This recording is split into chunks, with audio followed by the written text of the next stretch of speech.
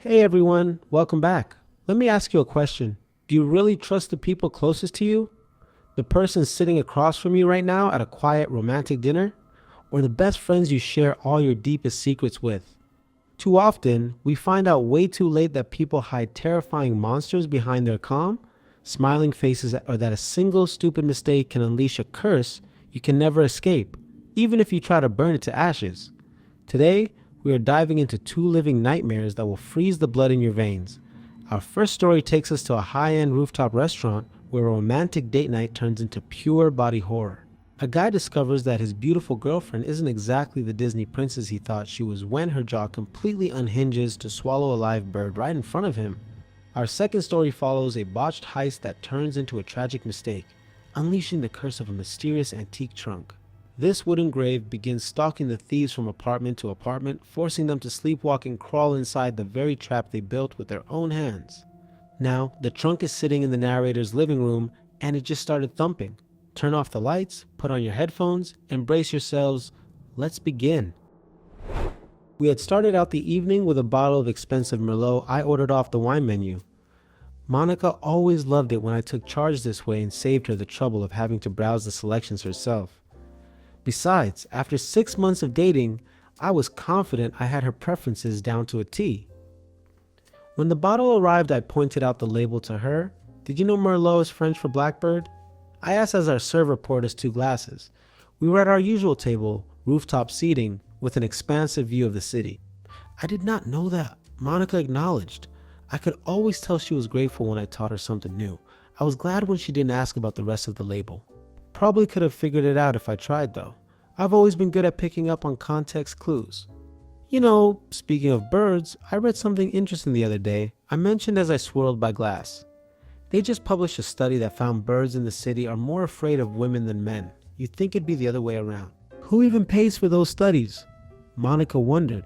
She surprised me by breaking off a piece of bread. Monica never ate bread, but it was only to crumble it up and sprinkle it near her chair. Seems like you have no trouble endearing yourself. I smirked as I watched the sparrow hop over to cautiously peck at the crumbs she had scattered for it. Guess I'm dating a real-life Disney princess. Maybe if one lands on me you can say that. She played along with a laugh. Or if I spontaneously break into song. I'd kinda like to hear that. She scrunched her nose in a way I found adorable. Take me out to karaoke next time. Next time.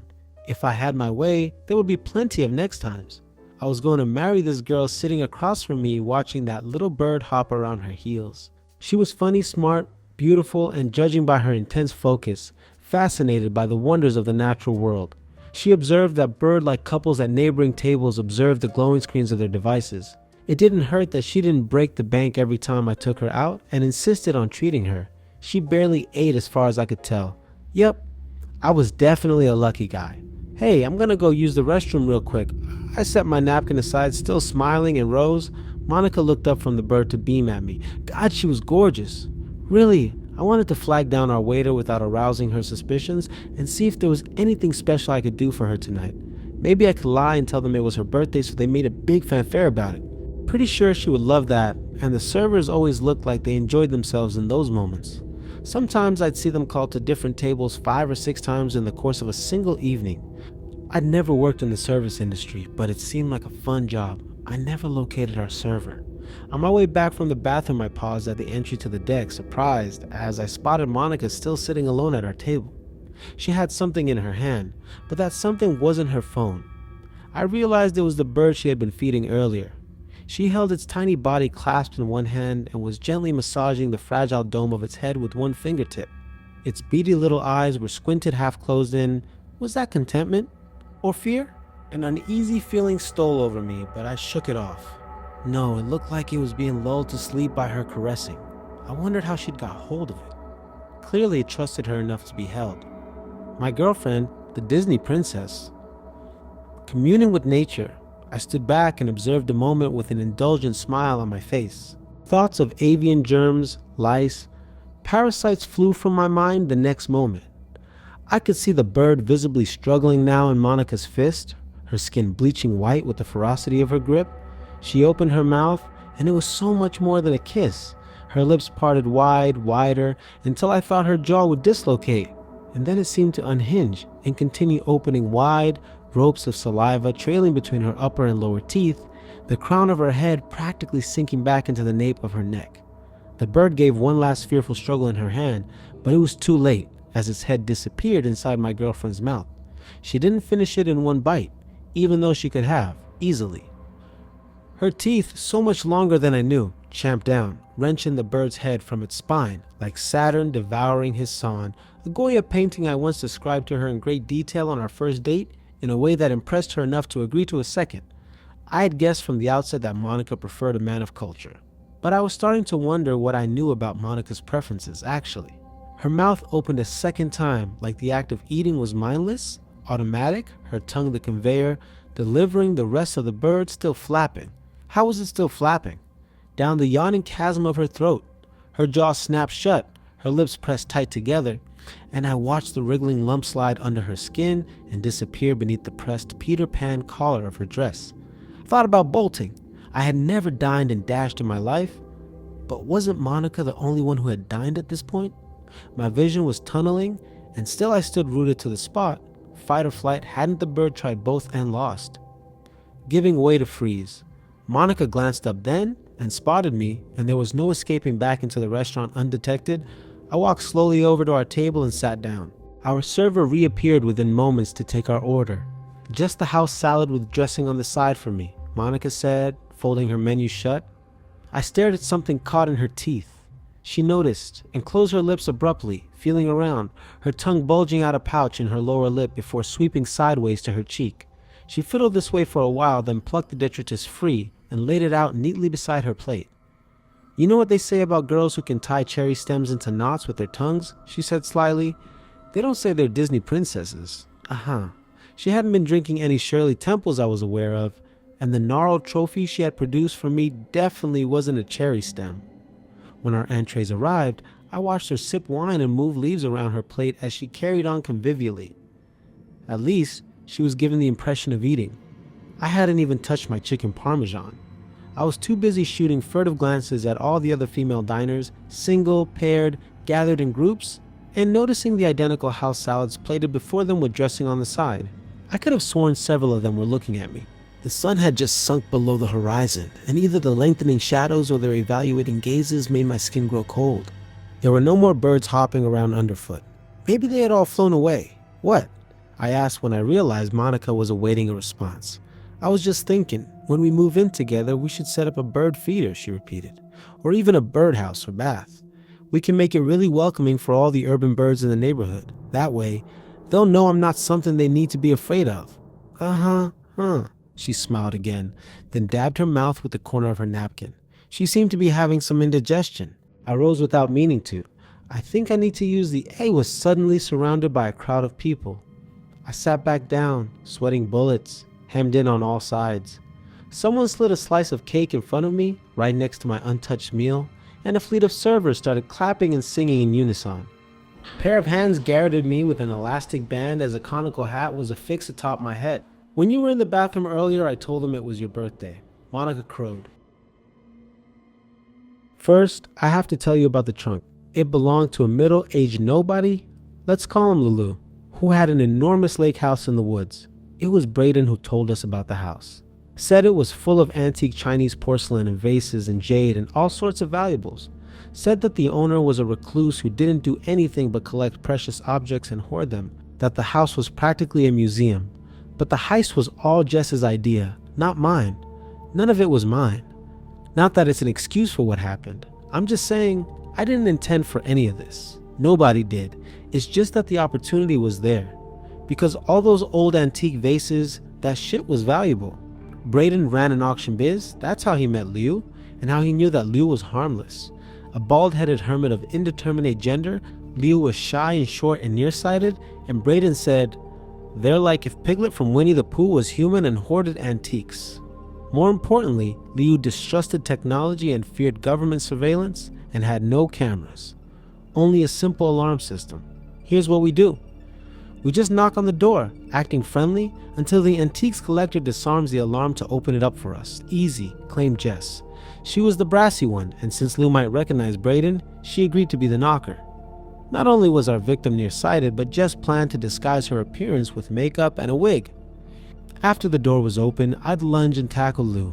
Then we'd bind Lou's hands with zip-tees and lock them in a closet while we looted the house.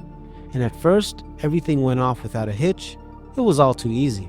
Just like Braden said, Lou answered the door and surrendered to us like a petrified hare, not even objecting, just shivering until we put the bag over their bald head. The only problem was the closet. The closets were all full of winter supplies, or cleaning items, or pantry stocks. Then I spotted the trunk, a big lacquered antique trunk with designs all across the top and sides. I pointed it out to Jess and she got a big grin, and we pushed Lou into the trunk and closed and locked it. Then Braden came in and silently pointed us to the most valuable items, and we packed them all up. There was a Qing Dynasty vase worth $5,000, Ming Dynasty jades worth tens of thousands, and so much more. After we left, Braden mentioned one of us should call the cops and tip them off so that Leo wouldn't be left in the trunk. Jess said it shouldn't be one of us. If it got traced back to us, we'd be fucked. And eventually Jess convinced me to talk to my girlfriend at the time, Monique. I told her I'd witnessed a possible break-in and that I didn't want to call it in myself because I already looked shady, peeking in through the windows. Monique probably suspected something was up. She was reluctant to make the call, but after my wheedling and promising to buy her something nice if she did, she finally agreed. Then we all went out for drinks and celebrated our haul. And since Braden was the one who was going to sell the stuff and get our share to us, he gave me and Jess in advance. It all went off without a hitch, until a little over a week later when Braden called. His voice was strained on the phone. "Yo," he said, "you called in that tip, right?" "What?"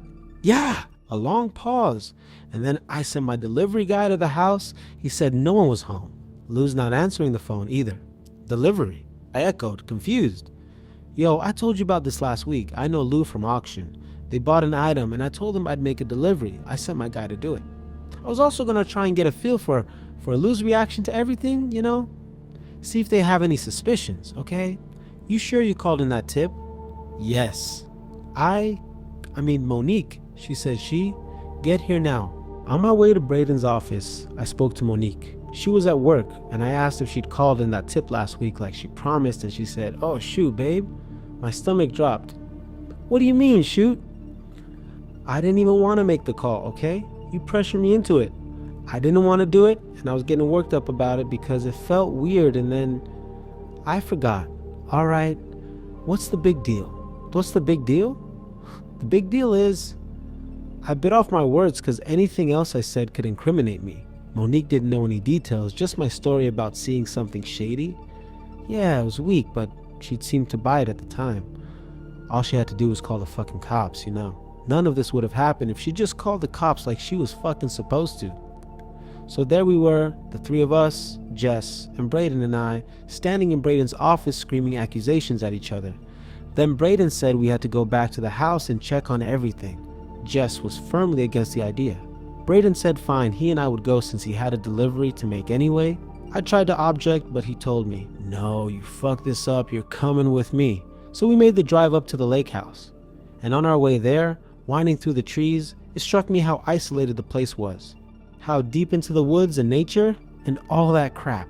And how if you were stuck in a closet or inside a trunk surrounded by jade and porcelain, there would be no neighbors to hear you scream. Still, somehow the reality hadn't settled in yet. I clung to the vague notion everything would turn out all right. That we'd break in and open the trunk and that little ball collector would be petrified and traumatized but wouldn't recognize me. That somehow they wouldn't know the hands of the person who pushed them into the trunk. What kind of idiot am I that I was worried about being recognized? Then we were at the house. That big, beautiful house with the deck overlooking the lake and the tall glass windows. And everything seemed calm. But the front entrance in the shade of the trees was ominous somehow. And the silence hung too heavy. And Braden and I got out and approached the door, and both of us just stood there for a moment. When we tried the knob, it was locked. We'd closed it behind us when we left a week ago. No, more than that. It had been 9 days. Braden told me to look for another way in. I didn't like being bossed around, but apparently that's how it was since he and Jess both blamed me. So I went around the side of the big house, trying the windows, and to my surprise the window to the living room slid easily upwards. I froze as I peered through the open window into the dim interior, which looked exactly as we'd left it. And there, still in its place in the corner sandwiched between the sofa and an ornate hutch, was the trunk. Only it appeared to have shifted slightly. It was ever so slightly askew compared to the other items in the room. Compared to the furniture that was almost obsessively positioned, every item in perfect place. The trunk was like a cock-eyed picture frame, like something inside had been banging around, knocking it out of position. It was still locked shut. I pulled my head out of the window and looked back at Braden. His face looked exactly how mine felt, tight, heavy with dread. We'd both noticed the smell, a god-awful stink emanating from inside. What's important is that you understand, it wasn't supposed to go that way. Nothing went like how it was supposed to. It was all just a mistake. A stupid fucking mistake. But the real problem, the reason I'm writing this post now, is because of what came next. I don't know what the fuck to do. I can't ask anyone for help. Can't go to the police. And here's the real fucking problem. The trunk is in my home. I don't know how it got here. All I know is I woke up one morning and it was in my living room. Wait, let me back up. Before that, we had all these antiques, right? We never saw a dime from them. After Braden and I left the lake house, we didn't speak to a soul. We didn't even talk to each other. It was like we just wanted to forget, to act like none of this had happened and like none of us knew each other.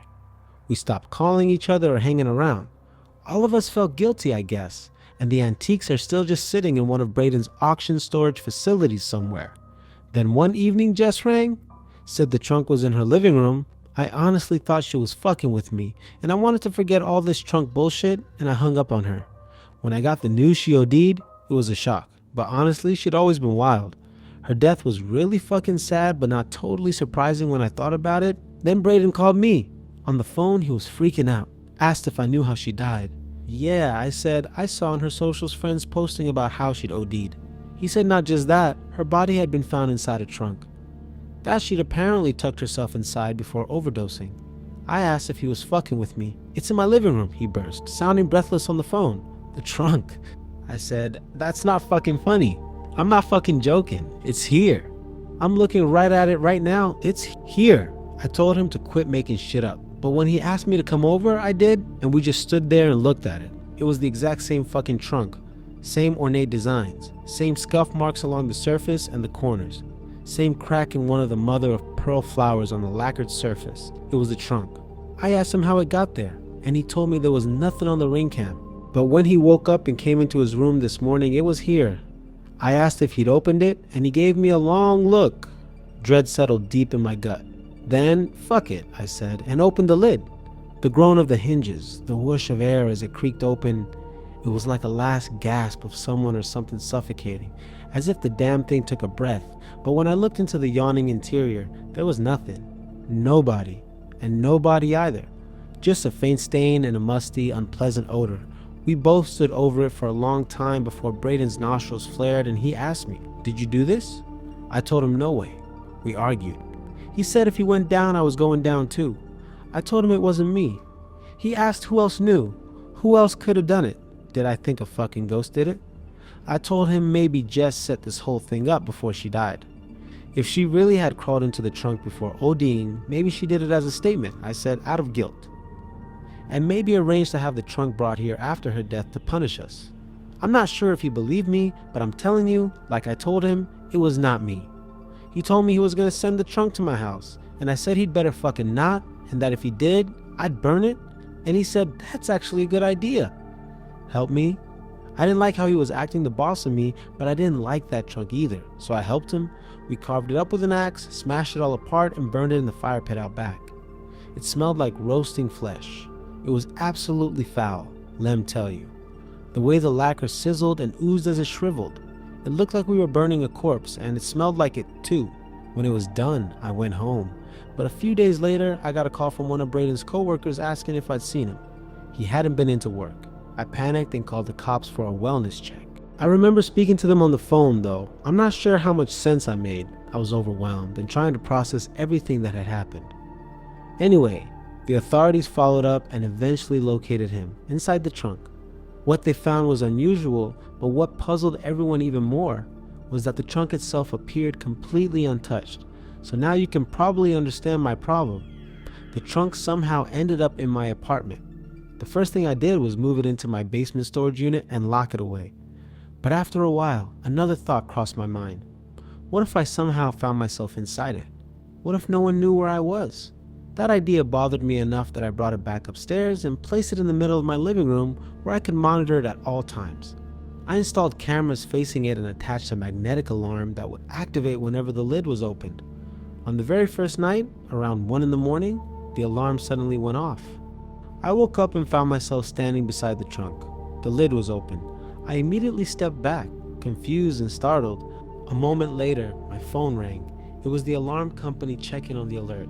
I explained that everything was fine and that I must have triggered it myself, except that wasn't entirely true. Apparently, I had walked over to the trunk in my sleep and opened it without remembering any of it. I spent the rest of the night wide awake. After that, I started taking extra precautions. I secured my bedroom door with a combination lock.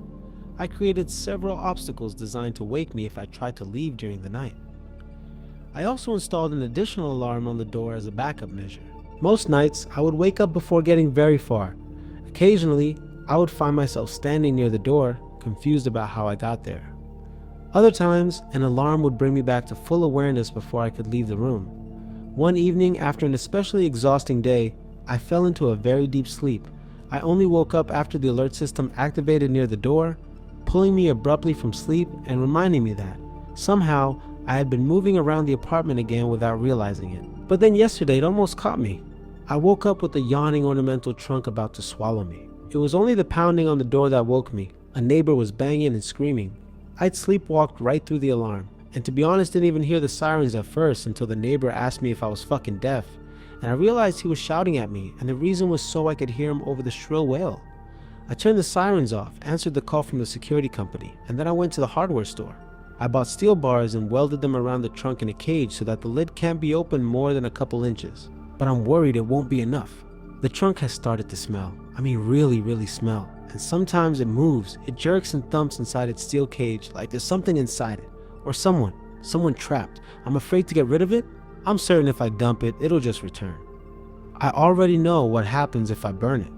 Sometimes I have dreams in which I'm the one inside it, thumping, screaming, begging to be let out, but nobody's around to hear me. And one of these days, I'm afraid I won't wake up from that dream. That brings us to the end of our nightmares for tonight. And now it's your turn. I want to hear your theories, and I have a few specific questions I want you to answer in the comments below. First, let's talk about that rooftop dinner. If you were in that guy's shoes and your girlfriend's jaw literally unhinged to swallow a live bird whole, only for her to immediately trap you with a crowd of servers singing a fake birthday song, what would your next move be? Would you play along out of pure survival instinct, or would you bolt and never look back? And do you think the other women staring at him in that restaurant were eating the exact same secret dish? As for our second story, what is your explanation for this cursed trunk? Do you believe this is a genuine supernatural entity, the vengeful spirit of Lou tracking down the thieves and dragging them into a wooden grave one by one, even after it was burned to ashes? Or could it be a case of severe, shared psychological guilt driving them to end their own lives? And honestly, what should the narrator do now that the trunk is welded inside a steel cage and actively thumping? Drop all your theories in the comments. If you enjoyed these stories, make sure to smash that like button and subscribe to the channel so you don't miss our next journey into the dark side of human nature. Until next time, watch who you sit across from at dinner, and make sure your old trunks are locked up tight. Good night, everyone.